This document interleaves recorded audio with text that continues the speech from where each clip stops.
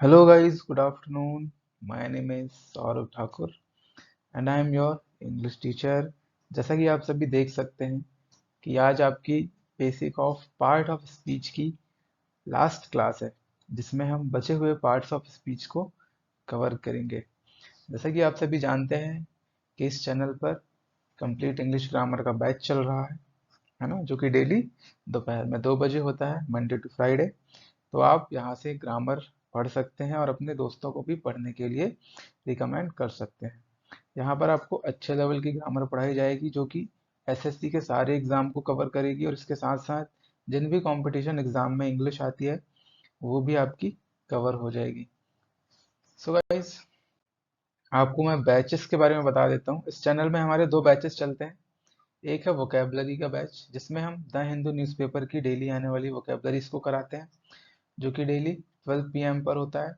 और दूसरा बैच है कंप्लीट इंग्लिश ग्रामर का, जो कि मंडे से फ्राइडे 2 बजे होता है, जिसमें अभी आप पढ़ने वाले हैं। चैनल से जुड़े सारे अपडेट प्राप्त करने के लिए आप चैनल को सब्सक्राइब कर लीजिए और बेल आइकन को भी प्रेस कर लीजिए, जिससे कि आपको सारे अपडेट्स मिल जाएगा इस। तो चलिए आज की क्लास में क्या है हम देखते हैं। तो हम स्टार्ट करेंगे आज एडवर्ब से, क्योंकि इसके पहले की सारे पार्ट्स ऑफ जो स्पीच को हम पढ़ चुके हैं, जैसे कि नाउन, प्रोनाउन, है ना, एडजेक्टिव, वर्ब, ये चारों हम कंप्लीट कर चुके हैं। आज हम एडवर्ब से स्टार्ट करेंगे और पूरा इंटरजेक्शन तक पार्ट्स ऑफ स्पीच को फिनिश कर लेंगे। Basic of part of speech की क्लास लगाना इसलिए ज़रूरी है गाइस, क्योंकि आने वाले जो एडवांस कॉन्सेप्ट होंगे, ठीक है, नेक्स्ट वीडियो से अगले लेक्चर में हम पढ़ेंगे सब्जेक्ट वर्ब एग्रीमेंट, जिसमें आपको पता चल जाएगा सेंटेंस में किस सब्जेक्ट के साथ कौन सी वर्ब लगानी है। फिर इसके बाद हम पार्ट्स ऑफ स्पीच के, ठीक है, पर्टिकुलर टॉपिक्स हम कवर करेंगे। जैसे कि पहले हम नाउन कवर करेंगे। नाउन में जितने भी कंसेप्ट है जो एग्जाम में आते हैं उससे बनने वाले एरर्स हैं, उनको हम करेंगे। फिर प्रोनाउन, फिर ऐसा करके हम सारे पार्ट्स ऑफ स्पीच को कवर करेंगे। फिर जो टॉपिक बचेंगे ग्रामर के हम उनको कंप्लीट करेंगे। तो इस तरह आपकी कंप्लीट ग्रामर यहीं पर फ्री में यूट्यूब में कवर कराई जाएगी। तो चलिए हम देखते हैं एडवर्ब क्या होता है। जैसे कि हमने देखा था, तो जो एडजेक्टिव होते हैं, जो एडजेक्टिव होते हैं वो भी एक क्वालिफाइंग वर्ड्स थे। क्या थे? Qualifying words. क्वालिफाइंग वर्ड्स क्या होते हैं? जो सेंटेंस में किसी को क्वालिफाई या डिस्क्राइब करने के लिए आते हैं। तो एडजेक्टिव क्वालिफाइंग वर्ड्स थे। थोड़ा सा रिकॉल कर लीजिए अगर आपने पहले के लेक्चर लगाया है तो, और नहीं लगाया है तो पहले के लेक्चर्स लगाइए, बहुत ही इंपॉर्टेंट बातें मैंने बताई हैं उनमें। तो ये किनको क्वालिफाई करते हैं? नाउन और प्रोनाउन को। कौन? एडजेक्टिव। ठीक है गाइस। उसी प्रकार एडवर्ब भी क्वालिफाइंग वर्ब होते हैं। आप ए और डी से इनको याद रख सकते हैं। जिन जिन पार्ट्स ऑफ स्पीच के स्पेलिंग में ए और डी आता है वो समझ लो डिस्क्राइबिंग या क्वालिफाइंग वर्ड्स होते हैं। एक एडजेक्टिव में ए और डी आता है, एक एडवर्ब में ए और डी आता है। एडजेक्टिव किस किस को क्वालिफाई करता है? नाउन और प्रोनाउन को। इसी तरह एडवर्ब भी वर्ब को क्वालिफाई करता है, इसके अलावा एडजेक्टिव को क्वालिफाई करता है, और इसके अलावा एक और अगर एडवर्ब आया हुआ है उस सेंटेंस में तो वो उसको भी क्वालिफाई करने का काम करता है। कैसे करता है आगे हम देखेंगे।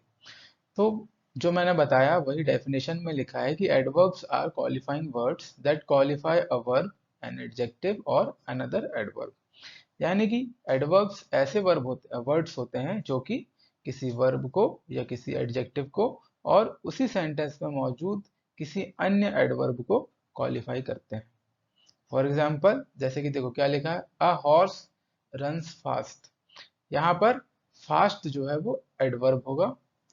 क्यों होगा गाइस? क्योंकि ये हॉर्स कैसे रन करता है उसको डिस्क्राइब कर रहा है। तो कैसे रन कर रहा है? फास्ट कर रहा है।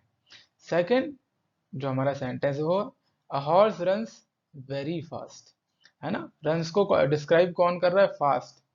बट जो हॉर्स है वो कितना फास्ट चलता है, तो उसके इंटेंसिटी को बता रहा है ये वेरी। तो ये भी एक एडवर्ब होगा। यानी कि इस सेंटेंस में 2 एडवर्ब है। एक फास्ट एडवर्ब है जो कि वर्ब को क्वालिफाई कर रहा है, और एक वेरी भी एडवर्ब है जो कि फास्ट को क्वालिफाई कर रहा है। फास्ट की इंटेंसिटी को बता रहा है कि कितना फास्ट, थोड़ा ज्यादा फास्ट या बहुत ज्यादा फास्ट। आई होप क्लियर है। ऐसी, I saw an extremely tall man in the park। अब यहाँ पर जो मैन है उसको डिस्क्राइब करने के लिए टॉल आया है। टॉल एक एडजेक्टिव है।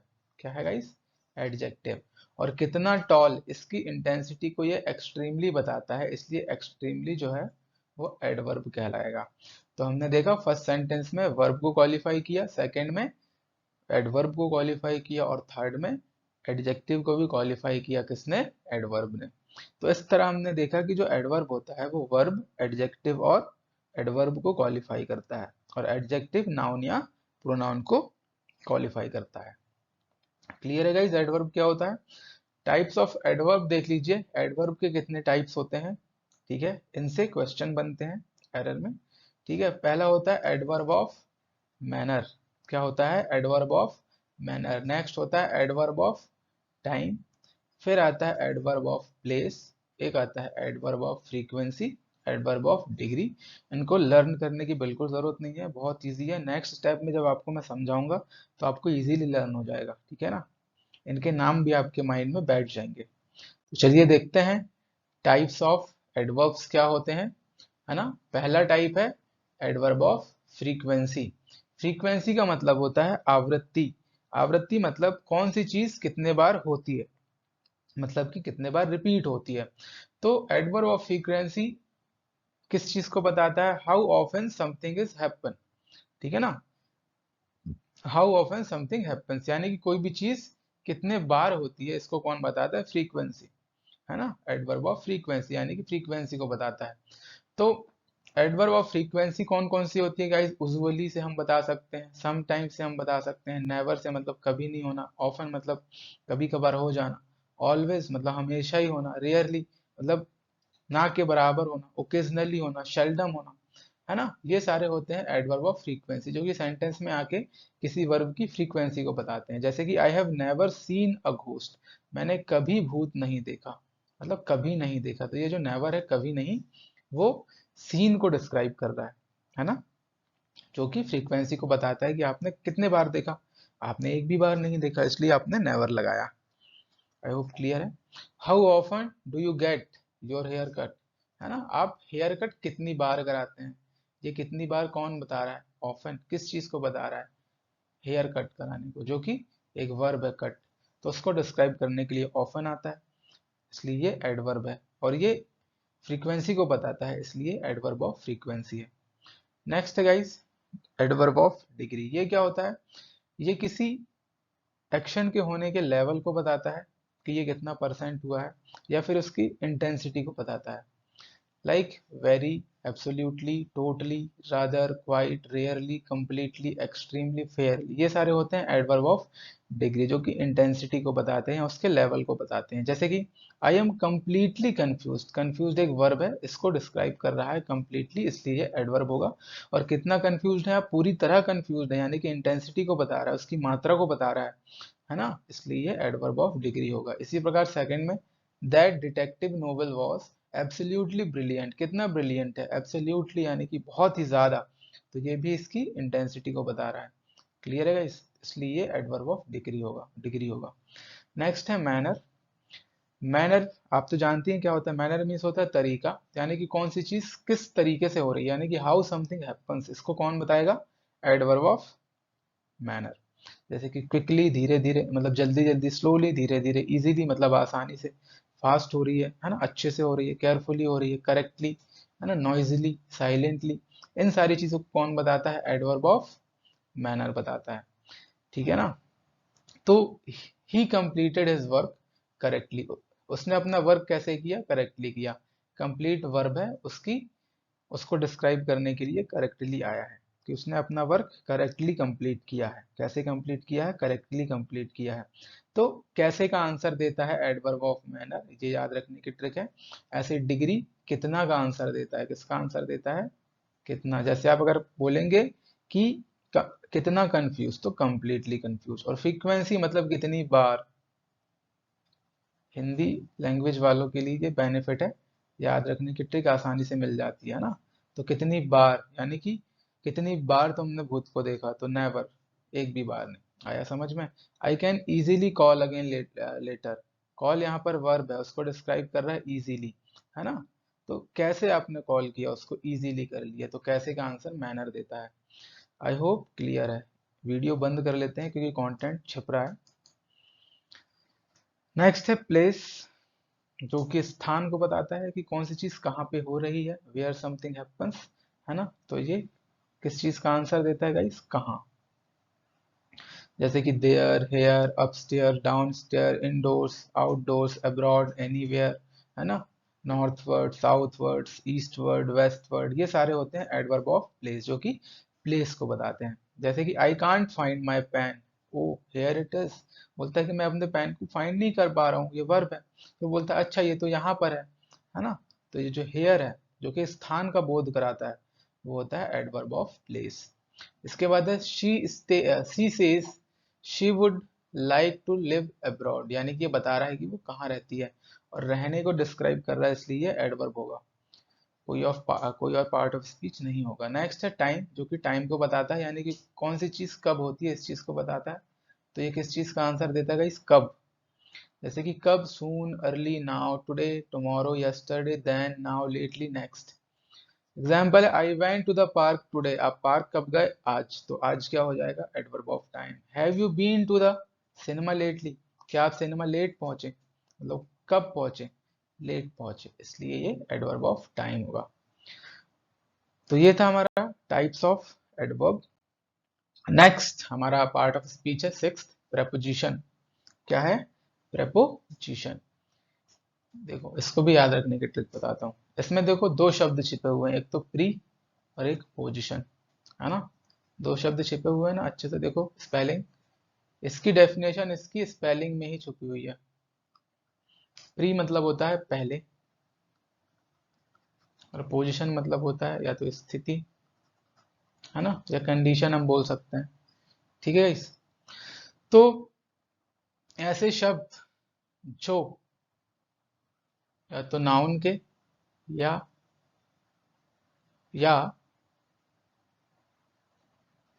प्रोनाउन के पहले आकर के उसकी स्थिति को बताते हैं, ऐसे शब्दों को हम कहते हैं प्रेपोजिशन। क्या बोलते हैं गाइस, प्रेपोजिशन। तो इसकी डेफिनेशन निकल के आती है, a preposition is a short word, ये एक शॉर्ट वर्ड होते हैं, that is employed in a sentence to show the relationship nouns, pronoun और phrase have with other parts. तो प्रपोजिशन शॉर्ट वर्ड होते हैं जो कि सेंटेंस में इसलिए एम्प्लॉयड किए जाते हैं, यानी कि यूज किए जाते हैं, लगाए जाते हैं, वो नाउन का या फिर प्रोनाउन का या फिर फ्रेज का रिलेशन सेंटेंस के अदर पार्ट से बताते हैं। ठीक है, तो ये क्या करते हैं, या तो स्थिति बताते हैं या रिलेशन बताते हैं नाउन और प्रोनाउन का सेंटेंस के दूसरे पार्ट से। क्लियर है guys. prepositions are normally found positioned in the latter part of the sentence। जो prepositions होते हैं नॉर्मली बाद वाले पार्ट में यूज किए जाते हैं सेंटेंस के, कैसे ये आगे आपको पता चलेगा, एग्जाम्पल से और क्लियर हो जाएगा। बट बिफोर अ नाउन और अ प्रोनाउन, लेकिन नाउन और प्रोनाउन के जस्ट पहले आते हैं, जैसे कि मैंने स्टार्टिंग में ही बताया था।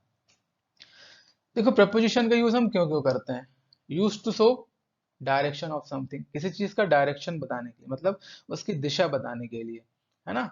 किसी चीज का टाइम बताने के लिए कि वो चीज कब हो रही है ना। They can be used to denote the position और location of an object in a sentence, किसी ऑब्जेक्ट के पोजीशन या लोकेशन को बताता है। They are also use to represent special relationships, इसका मतलब होता है भौगोलिक, ठीक है ना, तो भौगोलिक स्थिति को भी बताते हैं। क्लियर है गाइस। प्रपोजिशनल फ्रेजेस, ये होता है, क्या होता है, can be use to do all of these when used in a sentence, तो ये सारी चीजों को दिखा सकते हैं। प्रपोजिशनल मतलब जो हमने ऊपर पढ़ा, है ना, डायरेक्शन भी, है ना, ठीक, टाइम भी बता सकते हैं, पोजीशन भी बता सकते हैं, और भौगोलिक स्थिति को भी बता सकते हैं। कौन, प्रपोजिशनल फ्रेजेस। तो इनको अलग से पढ़ने की हमको क्या जरूरत थी, जब ये वही चीज करेंगे जो बाकी लोग कर सकते हैं। बाकी क्या होते हैं, वन वर्ड में होते हैं प्रपोजिशन, और जो फ्रेजेस होते हैं वो एक से ज्यादा वर्ड्स में होते हैं। तो जिस चीज से रिलेटेड फ्रेज होगी वो उस चीज को बताएगी। आई होप क्लियर है। टाइप्स ऑफ प्रपोजिशंस मैं आपको बता देता हूँ। जैसे प्रपोजिशन ऑफ टाइम, जो कि टाइम को बताते हैं कि कौन सी चीज कब हो रही है, जैसे कि we will be meeting on Friday, तो फ्राइडे क्या है, एक नाउन है और नाउन के जस्ट पहले ऑन लगा है, तो ये प्रपोजिशन होगा। ठीक है, और ये टाइम को बता रहा है कि फ्राइडे को होगा। क्लियर है, मतलब फ्राइडे का रिलेशन बाकी सेंटेंस से बना रहा है। क्लियर है guys. The supermarket will be closed from और टू दोनों क्या होंगे, प्रपोजिशन जो कि समय को बता रहे हैं। ठीक है ना, मतलब कि क्लोज्ड से 9 PM और 9 AM को रिलेट कर रहे हैं, यानी कि इनका संबंध बनाते हैं। नेक्स्ट है can you come after some free time, क्या तुम थोड़े टाइम के बाद आ सकते हो। जो आफ्टर है ये प्रपोजिशन ऑफ टाइम है। इसी प्रकार यहाँ पर अनटिल और ड्यूरिंग है जो कि नाउन या प्रोनाउन का संबंध सेंटेंस के अदर पार्ट से बताते हैं। नेक्स्ट है प्रपोजिशन ऑफ प्लेस जो कि स्थान का बोध कराते हैं, जैसे कि ऑन, है ना। ये जो बुक है ना, मैंने कहाँ से लिया, टेबल के ऊपर से लिया। इनका एकदम डीप में हम यूज पढ़ेंगे, don't worry. Henry hid behind, अभी सिर्फ इंट्रोडक्शन कर रहे हैं ताकि जब हम इनको पढ़ें डीप में तो हमको इनके बारे में पहले से पता हो, ताकि चीजों को समझने में आसानी हो, इसलिए आपको बताया जा रहा है। Henry hid behind the door, Henry कहाँ छुपा है, बिहाइंड द डोर यानी दरवाजे के पीछे, तो ये स्थिति को बता रहा है। इसी प्रकार इसमें ओवर, बिटवीन और इन फ्रंट ऑफ भी स्थिति को बताता है। बिटवीन मतलब बीच में, इन फ्रंट ऑफ मतलब उसके सामने, और ओवर मतलब उसके ऊपर। नेक्स्ट है प्रपोजिशन ऑफ डायरेक्शन, ये डायरेक्शन को बताते हैं, है ना। टुवर्ड्स हर फादर यानी कि उसके फादर की तरफ, इनटू द रिवर यानी कि नदी के अंदर कूद गया, है ना। इन और इनटू में भी मैं डिफरेंस बताऊंगा, ये सारी चीज जब मैं प्रपोजिशन डीप में पढ़ाऊंगा तब बताना है। अभी सिर्फ ये जान लो कि इनटू प्रपोजिशन होता है, टुवर्ड प्रपोजिशन होता है। क्यों होता है, क्योंकि डायरेक्शन को बताता है, कोई प्लेस को बताता है, कोई टाइम को बताता है ना, कनेक्ट करता है। यहाँ पर टू कनेक्ट कर रहा है ना, प्रिया के साथ बाकी सेंटेंस को, और जो कि डायरेक्शन को ही बता रहा है। क्लियर है कि प्रिया की तरफ उसने बुक को पास किया, है ना, ऐसी फ्रॉम और अक्रॉस। क्लियर है गाइस। इसके बाद लोकेशन है, लोकेशन को एट से बताते हैं, इन से बताते हैं, ऑन से बताते हैं, है ना। कोई चीज पर के सेंस में आती है, मतलब फ्लोर पर रखी है तो वहां पर ऑन आएगा। एट छोटी जगहों के लिए आता है, या पर्टिकुलर कोई अगर स्पेसिफिक स्थान है तो उसके लिए हम एट लगाते हैं। इन बड़ी जगहों के लिए आता है, ये मैं डीप में बताऊंगा, है ना। प्रपोजिशन ऑफ स्पेशल रिलेशनशिप, जैसे अगेंस्ट द वॉल, है ना, वॉल के, है ना, अगेंस्ट यानी कि उसके जस्ट सामने। अपोजिट द चिल्ड्रंस पार्क यानी कि एकदम फ्रंट में। बीनीथ द ट्रीज, है ना, बिसाइड द स्टेयर्स, ठीक है। अराउंड द लेक मतलब झील के आसपास। बिसाइड द स्टेयर्स यानी कि स्टेयर के बगल में। बीनीथ द ट्रीज, है ना, Lakshmi set beneath the trees यानी कि ट्री के नीचे। तो ये क्या कर रहा है, स्पेशल रिलेशनशिप यानी कि भौगोलिक स्थिति को बता रहा है। ठीक है ना, मतलब जियोग्राफिकल कंडीशन। इसके बाद फ्रेज, क्या, जैसे कि देखो दो शब्द से मिलकर बनते, जैसे ऑन टाइम ये एक फ्रेज हो गया, टाइम पर। आउट ऑफ स्टॉक ये फ्रेज है। फॉर अ चेंज, मैंने क्या बताया था, फ्रेज क्या होता है, ग्रुप ऑफ वर्ड होता है जिसका कोई कंप्लीट सेंस नहीं होता, बट सेंटेंस में लगने के बाद जिस सेंटेंस को कंप्लीट सेंस देते हैं। इनका अकेले का कोई कंप्लीट सेंस नहीं होता, जैसे ऑन टाइम का कोई कंप्लीट सेंस नहीं है, बट ये सेंटेंस में आ जाए, see to it that you reach the venue on time, तो इसका कंप्लीट सेंस मिल गया, है ना, कि see to it that you reach the venue on time, मैंने देखा कि तुम वेन्यू में या जो भी वहां पे हो रहा था फंक्शन, वहां पे आप टाइम पर पहुंच गए थे। जैसे कि एट वंस, है ना, with the help of you. तो ये सारे होते हैं प्रपोजिशनल फ्रेज, क्योंकि ये प्रपोजिशन से बने होते हैं ये फ्रेज, इसलिए हम इनको बोलते हैं प्रपोजिशनल फ्रेज। तो ये था हमारा फ्रेज, सॉरी, प्रपोजिशन। अब आता है कंजंक्शन। इसमें भी देखो, इसके स्पेलिंग में भी एक वर्ड छुपा हुआ है, जंक्शन। और आप जंक्शन तो आप जानते ही हैं, है ना, रेलवे स्टेशन में लिखा होता है ना जंक्शन। तो जंक्शन क्या करता है, बहुत सारी पटरियों को आपस में जोड़ने का काम करता है ना। एक पटरी इधर से भी आ रही है, फिर इधर से भी आ रही है, तो उनको जोड़ने का काम कौन करता है गाइस, जंक्शन। तो इसी प्रकार कंजंक्शन ऐसे वर्ड होते हैं जो कि जोड़ने का काम करते हैं। ठीक है, मतलब ये जॉइनिंग वर्ड्स होते हैं, किसको किसको जोड़ते हैं, वर्ड्स को जोड़ते हैं गाइस। ठीक है, और इसके अलावा फ्रेज को जोड़ते हैं, इसके अलावा क्लॉज को जोड़ते हैं, इसके अलावा सेंटेंस को जोड़ने का काम करते हैं। तो conjunction are used to combine two और मोर ऑब्जेक्ट्स, फ्रेज और clauses. It can also be termed as connectors as they are employed in a sentence to make connections. तो जो कंजंक्शन होते हैं वो दो या दो से ज्यादा ऑब्जेक्ट को जोड़ने का काम करते हैं, या फ्रेज को या क्लॉज को, और इनको हम कनेक्टर्स बोलते हैं क्योंकि ये सेंटेंस में कनेक्शंस बनाने के लिए आते हैं। Conjunction can normally be found in a later part of a sentence if they are used to connect clauses. अगर वो क्लॉजेस को जोड़ते हैं तो वो सेंटेंस के लास्ट में आपको मिलेंगे। If conjunction are used to connect object और phrases they can appear in the beginning. अगर वो किसी ऑब्जेक्ट को या फिर फ्रेज को कनेक्ट करते हैं तो वो स्टार्टिंग में आएंगे। इनकी पोजीशन बहुत इंपॉर्टेंट है, याद रखना। अगर क्लॉज को जोड़ते हैं तो एक सेंटेंस के बाद आएंगे, है ना, मतलब कि दोनों क्लॉज के बीच में आएंगे। और अगर फ्रेज और ऑब्जेक्ट को जोड़ते हैं तो वो उनके पहले आएंगे, या फिर मिडिल और end of the sentence according to the position of the object और फ्रेज, है ना। उनकी पोजीशन के हिसाब से स्टार्टिंग में भी आ सकते हैं, मिडिल में भी आ सकते हैं और लास्ट में भी आ सकते हैं। क्लियर है गाइस? टाइप्स ऑफ कंजंक्शन देख लो, ठीक है। Conjunctions are mainly used to join action, ideas और थॉट्स। जो कंजंक्शन होते हैं मेनली आइडियाज को, एक्शंस को और थॉट्स को यूज करते हैं। They are categorised into three main types, और इनको हम थ्री मेन टाइप्स में कैटेगराइज करते हैं। पहला होता है कोऑर्डिनेटिंग कंजंक्शन, इंपॉर्टेंट है।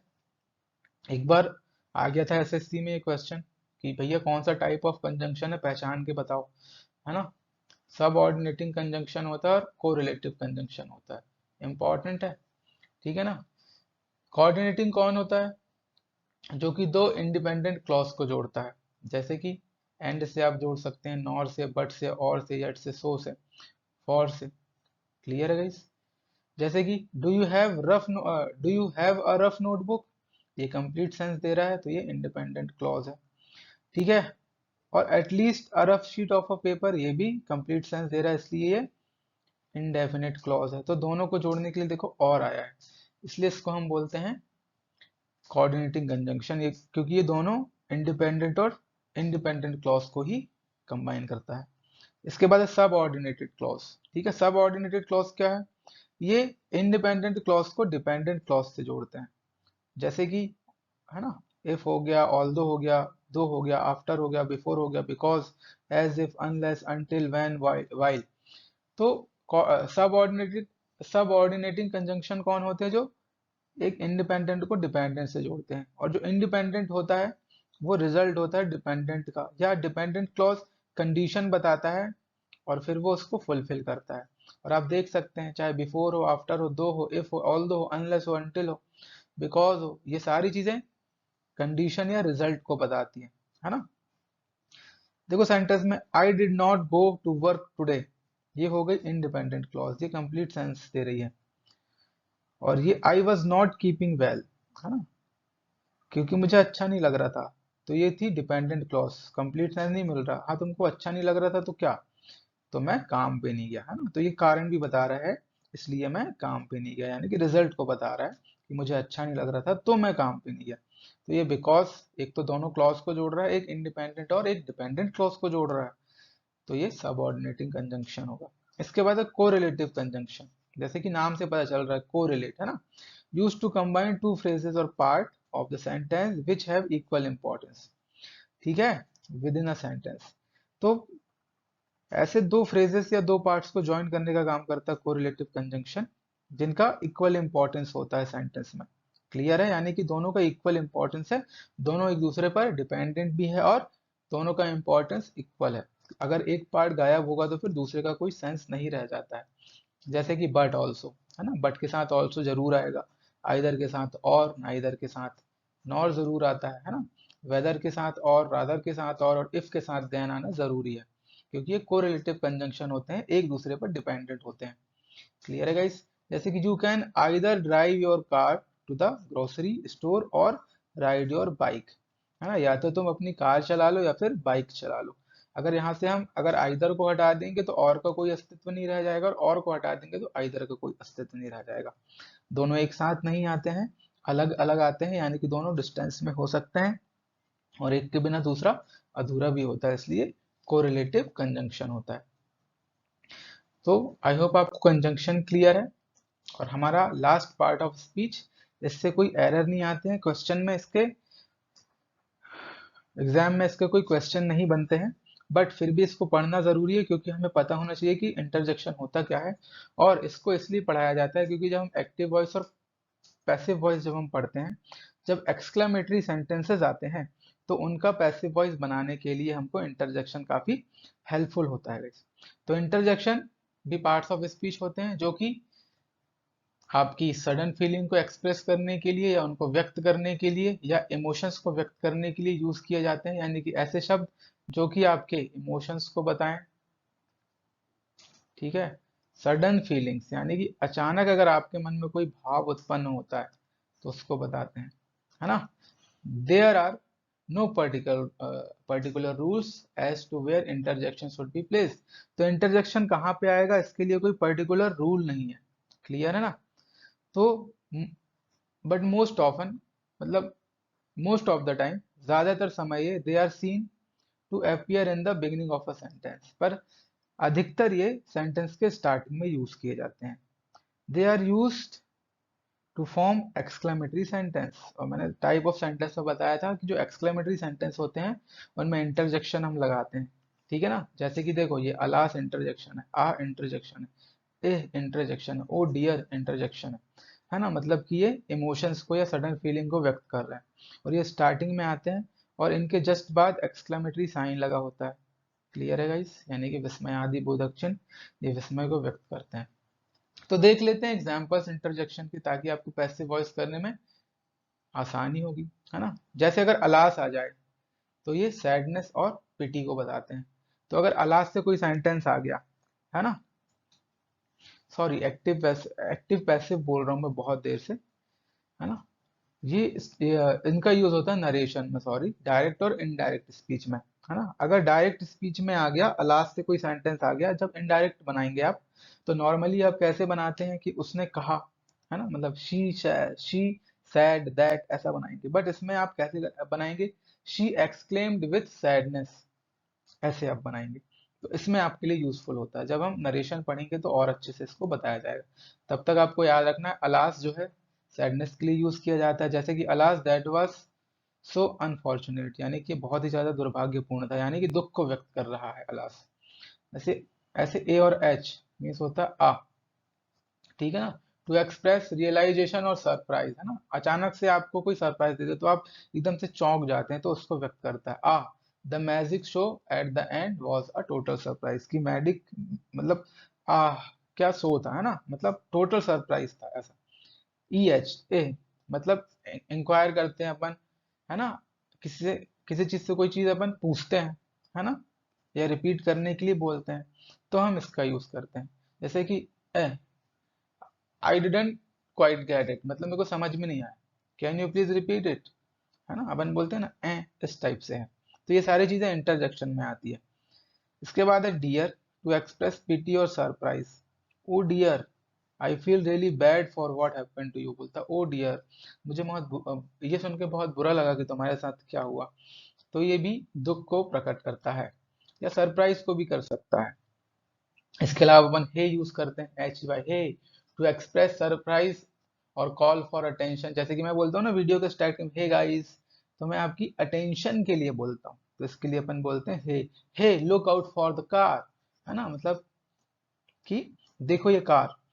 उसके बाद हुर्रे, यहाँ पर एच आता है इंग्लिश में, हिंदी में हुर्रे होता है, इंग्लिश में इसको पढ़ते हुर्रे हैं बट एच आता है, ठीक है, ये मिसप्रिंट था।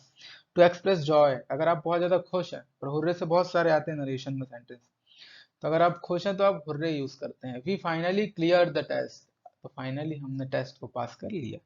इसके बाद वो एच ओ, इसमें पेन और सरप्राइज को आप व्यक्त करते हैं। I have really bad headache, oh no मुझे बहुत ही ज्यादा सिर दर्द है।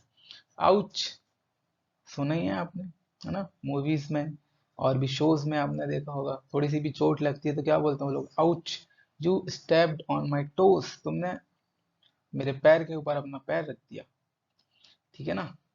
इसके बाद फ्यू, इसका यूज बहुत कम होता है, बट अगर रेयरली अगर आ जाए किसी एग्जाम में तो आप, तो बहुत सारे बच्चों को नहीं पता रहेगा कि फ्यू किस लिए आता है ना, तो आपको पता रहेगा, टू एक्सप्रेस रिलीफ, एग्जॉस्शन, है ना, डिस्गस्ट, ऐसे करते हैं ना अपन, ये होता है फू, है ना। That was an extremely long presentation, तो बोलता है ये बहुत लंबी प्रेजेंटेशन थी। तो ये होता है इंटरजेक्शन। इसके अलावा यू एच ऊ, टू एक्सप्रेस हेजिटेशन, अगर आप हेजिटेट होते हैं तो ये वाला इंटरजेक्शन आप यूज करेंगे, है ना। इसके बाद well, to introduce a remark, remark को इंट्रोड्यूस करने के लिए कि well what you just did was wonderful, यानी कि जो तुमने किया वो अच्छा था। इसके बाद वाओ बहुत ही फेमस है, एडमायरेशन को व्यक्त करने के लिए, यानी कि किसी चीज को अच्छा बोलने के लिए आप वाओ यूज करते हैं। Wow your new bike is amazing, यानी कि आपकी बाइक बहुत अच्छी है ना। किसी चीज को अप्रिशिएट करते हैं तो वाओ। इसके अलावा yippee to express joy, hurray के अलावा yippee tomorrow is a holiday, तो कल छुट्टी है बट हमारी क्लास की नहीं है, हमारी क्लास की छुट्टी सैटरडे और संडे को होती है। तो ये थे हमारे इंटरजेक्शन, और यहाँ पे हमारा पार्ट्स ऑफ स्पीच हो जाता है फिनिश। ओके गाइस, तो मुझे आप बता दो, आपके पास दो ऑप्शन है, कमेंट करके बताना कि आप नाउन पढ़ेंगे यानी कि parts of speech he start करेंगे, या फिर सब्जेक्ट वर्ब और एग्रीमेंट पढ़ेंगे। अगर आप सब्जेक्ट वर्ब एग्रीमेंट पहले पढ़ते हैं तो जो आगे कॉम्प्लेक्स सेंटेंस आएंगे ना पार्ट्स ऑफ स्पीच के, उसके अलावा फिर अपन टेंस भी पढ़ेंगे, क्वेश्चन टैग भी पढ़ेंगे, वॉइस और नरेशन भी पढ़ेंगे, कुछ सुपरफ्लुअस आपको पढ़ाऊंगा, कंडीशनल सेंटेंस पढ़ाऊंगा, कुछ मिसलिनियस चीजें पढ़ाऊंगा, और ग्रामर अपना कंप्लीट हो जाएगा। बट पहले सब्जेक्ट वर्ब एग्रीमेंट पढ़ना इसलिए जरूरी है क्योंकि अपन को स्ट्रक्चर पता चल जाएगा, वर्ब और सब्जेक्ट को हम यूज कैसे करते हैं, किसके साथ कौन सी वर्ब यूज करते हैं। और सबसे ज्यादा जो एरर आती है ना वो सब्जेक्ट वर्ब एग्रीमेंट पे ही बेस्ड होती है। सबसे पहले सेंटेंस में इंसान वही ढूंढता है कि वर्ब सब्जेक्ट के हिसाब से लगी है कि नहीं, फिर उसके अलावा वो दूसरी चीजें ढूंढता है, फिर टेंस ढूंढता है ना, फिर बाद में बाकी चीजें। क्लियर है, कंजंक्शन, इंटरजेक्शन, एडवर्ब, इनसे ज्यादा एरर्स आती है, बट पढ़ना हमारे लिए सब कुछ जरूरी है ना। सिर्फ इंपॉर्टेंट नहीं पढ़ सकते वरना हमको वो क्लियर नहीं होगा ना अच्छे से, इसलिए सब कुछ पढ़ना इंपॉर्टेंट है। इसलिए हम सारी चीजें पढ़ेंगे, बट मैं बता भी दूंगा कौन से चैप्टर से ज्यादा आती है तो उस पर ज्यादा फोकस करेंगे हम। क्लियर है गाइस, तो आप कमेंट करके बताओ सब्जेक्ट वर्ब एग्रीमेंट पढ़ना है या नाउन, और अगर आप कमेंट करके नहीं बताते हैं तो फिर मैं अपने हिसाब से चला लूंगा। सो गाइस, ये था हमारा आज का सेशन। आई होप आपको पसंद आया होगा। अगर पसंद आता है तो आप अपने दोस्तों के साथ शेयर करें, चैनल को सब्सक्राइब भी करें, ताकि हमको मोटिवेशन मिले और आगे हम और भी अच्छी अच्छी नई नई चीज़ें आपके लिए लेकर आएँ जो कि आपके लिए यूज़फुल होगी। Thanks for watching guys, thank you, goodbye and have a nice day.